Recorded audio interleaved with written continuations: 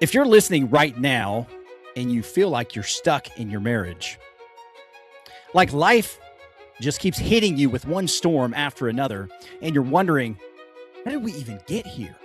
How did I get here? Here's what I want you to know. I used to be you. 10 years into our marriage, I was over 380 pounds. Jeanne and I, we were legitimately in full survival mode. Our first 10 years was full of storms. There was chaos. We were just trying to survive the day. Trust me here, I'm not overstating it. It wasn't all misery, for sure. I can say that. We had traditions, we had birthdays, we had Christmas. But here's what I can tell you. Our communication was fractured badly. I was chasing purpose because I wanted to matter. Yet in every area of my life, I felt like I wasn't good enough. Here's what's really sad is Jeanne was battling depression. She was battling it on her own. She had a lot of guilt over the health of our kids, and man, it broke my heart to hear that. She was full of fear. And the fear was like this. She was afraid we wouldn't have enough money, we wouldn't have enough food. And I later came to find out that she had a significant amount of fear that I was going to leave her. That thought had never crossed my mind. My actions were reacting to the fear that she was showing me, while in reality, she was sending a totally different message. I myself was bound by resentment, and I was becoming bitter towards my wife because of our lack of connection, and also feeling like I was stuck in my career. I was blaming her for that. But here's the challenge for you. It didn't stay that way, and it doesn't have to stay that way for you either. Today, I'm going to show you how it started with me. It's going to be simple and practical. I want you to know how it starts with you. And I want you to know, I used to be you. This is how I stopped waiting for my wife to change, and I took those actions on my own. I'll be right back after this.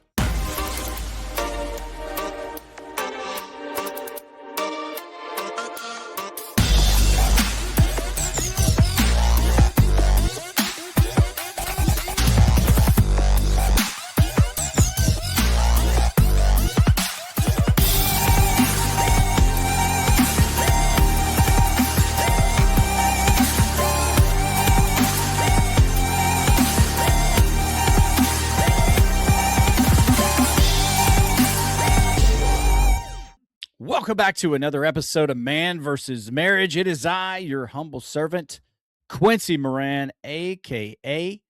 the Q-Dog. I'm in the Moran family studio, and I'm here to talk to you guys today about how I used to be you. And Ed Milet says it so well. He says, you are most equipped to help the man that you used to be. And that's why I'm reaching out to you. Now, don't be a stickler and say, well, every single detail of your life is not like mine, Quincy. And I'll say, yeah, I know. But I can tell you, I'm sure some of the feelings that you have, some of the places that you find yourself in, although the details are not exactly the same, there are going to be echoes in that. And number two, I just want to thank you guys for having grace for me. The show has taken on sort of a new format, and I'm writing these monologues and reading them, like reading my thoughts and reading what's on my heart to you. And I'm working on doing a better job. And so that is growth within me. And I'm very big on challenging yourself to get better. So I really love writing these monologues, putting them together because it's me on paper. And so, with that, I want to talk to you a little bit more, just a little bit more in depth about who I used to be. It's so true that, at 10 years into our marriage, I was between 350 and 380. The timeline is sort of shaky. I just know when I got on up there into our relationship, maybe it was year 10 or 11, when I finally had the courage to get on the scale, I was about 382 pounds. And I had been bigger than that, I believe, in my past. I was just too concerned to get on the scale. And as a matter of fact, one time I got on the scale and I had to get on the scale at one of the grocery stores that goes up to like 400, 450 pounds. And so I had the harsh reality of that. If I was going to change, if I wanted to be a better man, then I needed to manage myself. I needed to manage my health. But that came later. What does it mean to be in survival mode? What does that feel like? We talk about it often here because that is something that sticks with me and was really a difficult time in mine and Jeannie's relationship. I'll give you just a brief history if you're new to the program. If you're not, you know the story well. So Jeannie and I got married, and we were both told that we couldn't have kids. And after they called to tell me that I was not going to be able to have kids, that I would be the reason, they called me back a half an hour later and said, "Oh, I'm sorry, we read the wrong test." It was truly a sense of feeling broken, and then after getting the call, feeling excitement, but then in retrospect, looking back, that there was another man out there that maybe got the opposite of that call. And that's just a side note. That has really stuck with me my entire life. And it was very challenging to think about that. But we went from being told that we couldn't have kids to having a boy, and then having 7 girls consecutively. And that includes triplets and twins. So in our really early in our marriage, we had one child, and the next thing you know, after having triplets, here we are having 4 kids, basically 4 kids under 3 years old. And it got to the point we had 5 under 5. And then ultimately we ended up with 8 kids. Now, that in itself could be challenging enough. But where did the rest of this come in? Well, we found out, as our twins were being born, that some of our triplets and let's say this, some of our kids had been sexually abused by babysitters. It was devastating news. I actually had to sit across from those 2 people and make a decision if I wanted to take revenge on behalf of my children or if I wanted to stay and raise them. And I opted, obviously, to stay and raise them. But it sent shockwaves through our family. It was very, very difficult.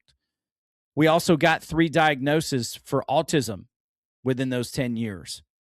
And it helped us to understand why some of our children were different from the others and how some of them presented themselves to be more of a challenge that caused us sleepless nights that we would have to chase down. They weren't just more strong-willed, but they were actually wired different. We were in financial duress. We were losing our home. At one point, we were eating out of a food bank from a church because we simply didn't have the finances to survive. It was a very, very trying time in our life. And then came the medical emergencies.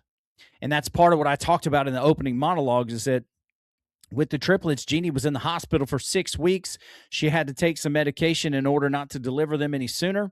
And when they came out, they were around 27 weeks. They were both, all 3 of them were so small, 2 pounds or less, just very small, fragile human beings. And I didn't know this, but Jeannie, for years, had been blaming herself for their health condition, for their health issues, maybe even for the autism. It was really sad. It happened again with the twins. One of them needed to have, when all of the multiples were born, they were put on life support immediately. They went to the NICU, if you know what that is. Well, another challenge with being born early is called hydrocephalus. And I will spare you the details, but that is when there is blood in the brain. And that mixes with that fluid. The fluid gets too thick, and then it can't absorb. It creates pressure in the brain, and that presents its own series of challenges. We had one daughter that through the first 10 to 12 years of her life, the timeline is sort of fuzzy, she had approximately 20 different surgeries with shunts related to her brain, seizures, and things that you just cannot prepare for as a parent. Now, if just one of these things happened, I would completely understand how it could change the fabric of a family. But with multiple layers of challenges happening, Jeannie and I were drifting apart because all we could do was survive the day. It was so difficult. It got to the point, and look, I'm not here for a pity party. I'm just trying to lay out the course of what I'm talking about and what drove us into roommate mode, what drove us into survival mode. I'll wrap up here quickly and then we'll get right into this. Practical eval on how I can help you because I used to be you. There was a time where our oldest daughter, just would not sleep. And so one of us had to sit in her doorway until she went to sleep. And that would be hours on end of hearing yelling and screaming from an autistic child that we just did not know how to help. The doctors were prescribing medication. The medication was having adverse reactions. We were getting physically attacked by our daughter. And it was a significant blow on us as parents, but it also had a great toll on our relationship. Jeannie would take Monday through Thursday. I would take Friday through Saturday. And we were walking zombies. It was so difficult sometimes just to get her out of the car. You could walk away bleeding, and I'm not exaggerating. So at 10 years, needless to say, this life, this family, and this relationship is not what we had imagined it would be. But here's the thing. At that point, and you may find yourself at this point, where things are not where you thought they were. It doesn't look the way you thought it was going to look. And the hard thing is you get disappointed.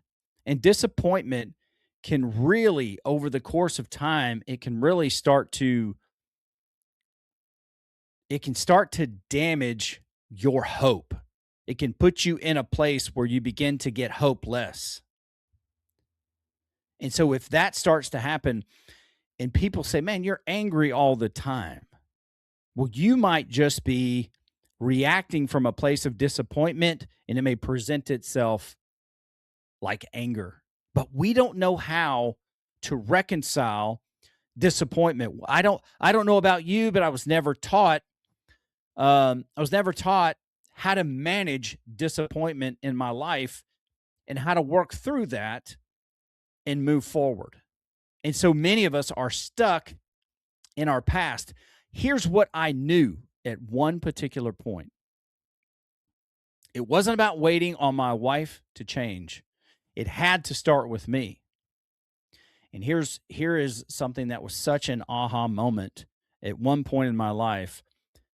I had to decide to live up to the man I made a vow to be, so that I could make a difference in my relationship.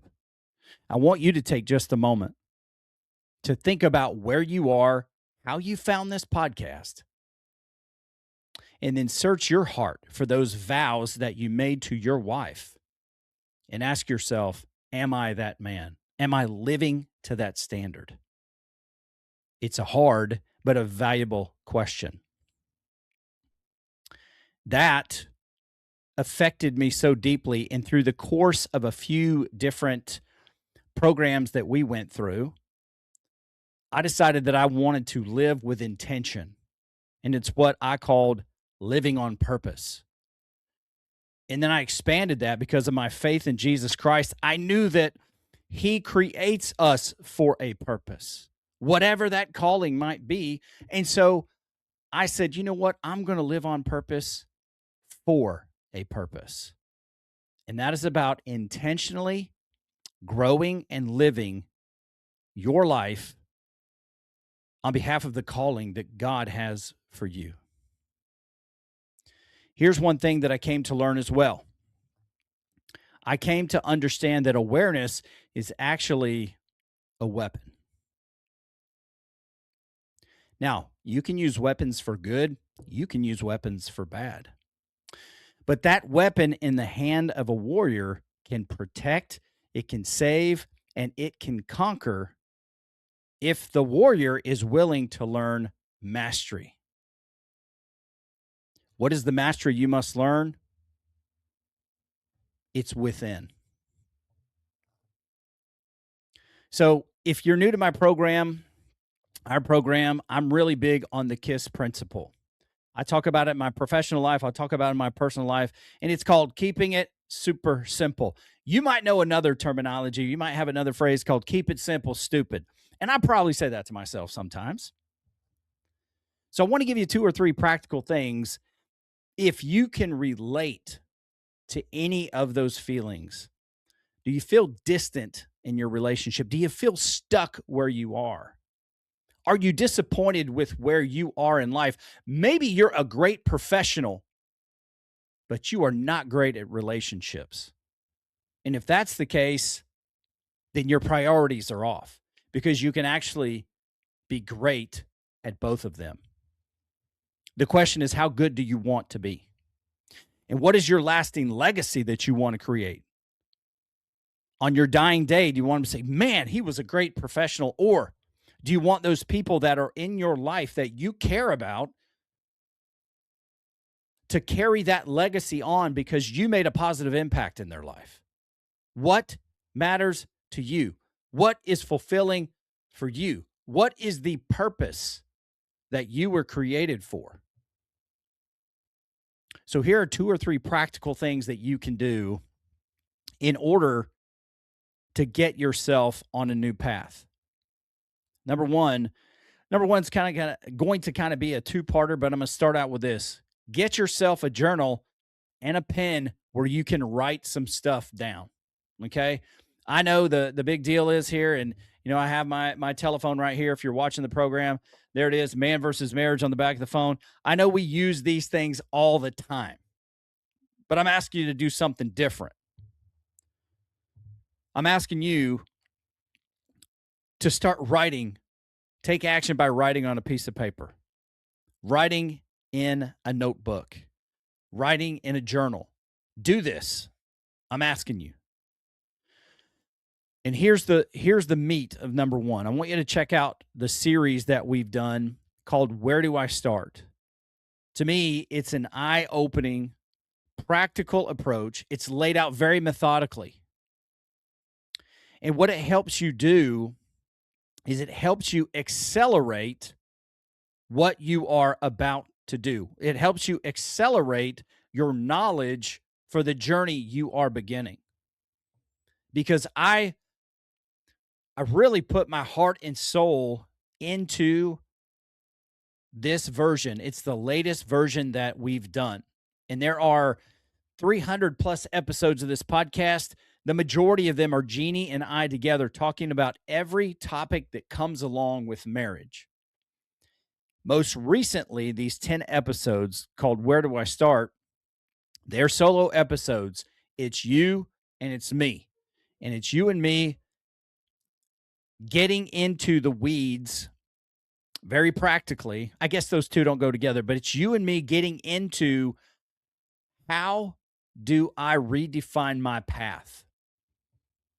So it took me 16 years to put this together.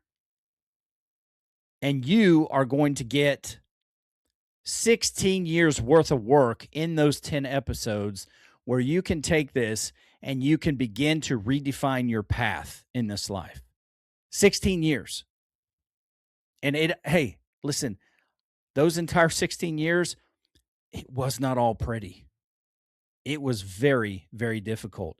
But I am very thankful for the difficulties that we had and that we worked through and that we walked through together. Many of you know I'm an Alabama fan. Roll Tide, baby. Come on. Now, the GOAT, Nick Saban, Let me tell you what he talks about. He says, good people learn from their mistakes. Great people learn from other people's mistakes. So tell me, which one do you want to be? And I learn from people's mistakes as well because I want to be great. Okay, number 2, here's the second thing. I want you to embrace the facts. Number 1, it's not your wife's fault that you're here. I want you to embrace this message. From here on, here's what I'm asking you to do. I hope that you write this in your journal. Focus on what you can affect. I'm not saying your wife didn't play a part in why you're here, but it takes two to tango, brother. It takes two.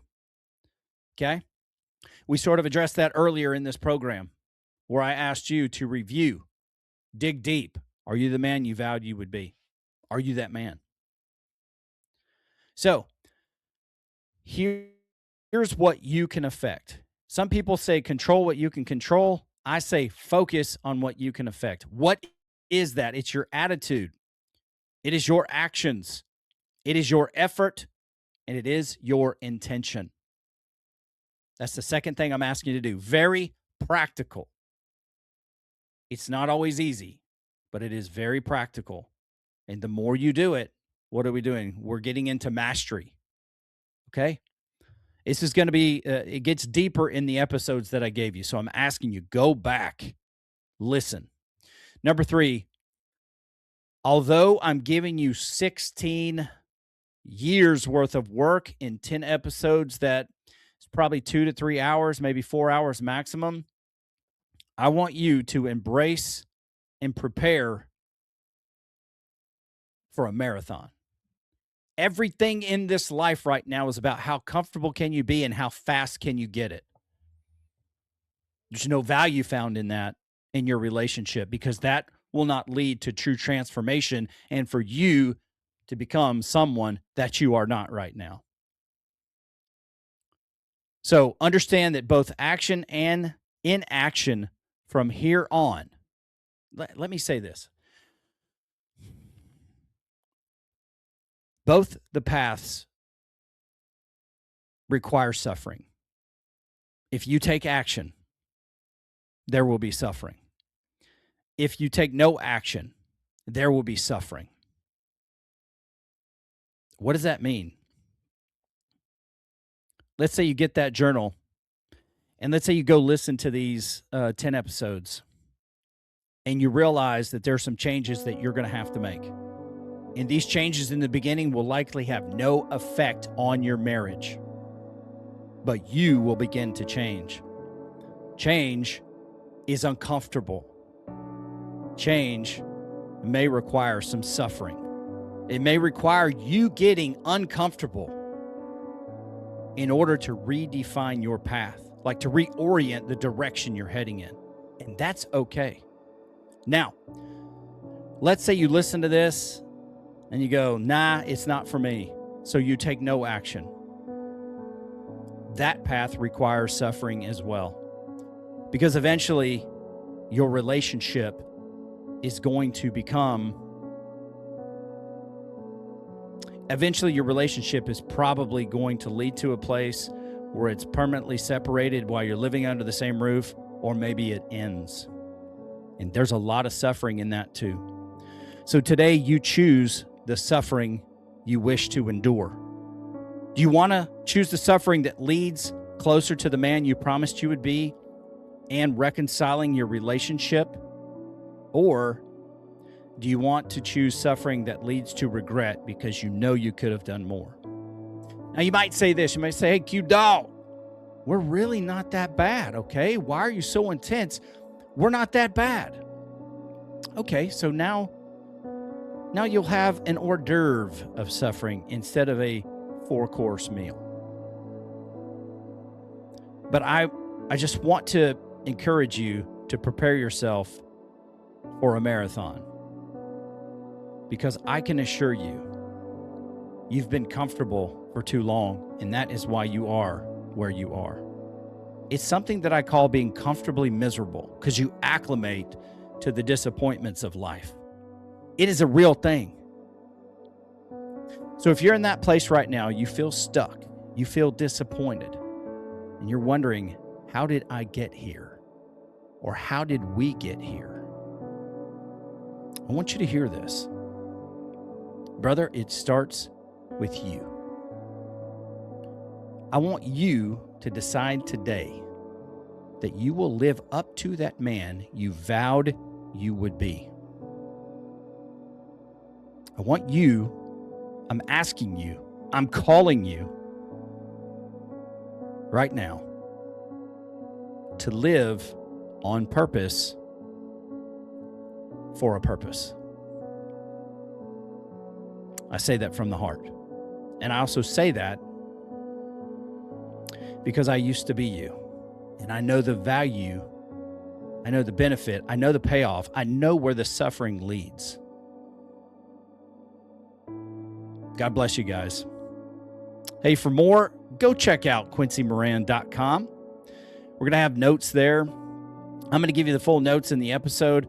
I'm going to plug down in there episode 1 of Where Do I Start, just to make it easy for you. Make sure you get that connected. Let me know what you think about this program. Can you relate? Can you relate to what I'm talking about? If you can, I'm here to tell you, you're not here by accident. So let me know. What can I do for you?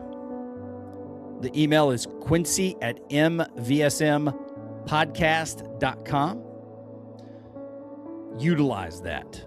Reach out to me. Let me know what I can do to help you. I want to thank you for listening to this program.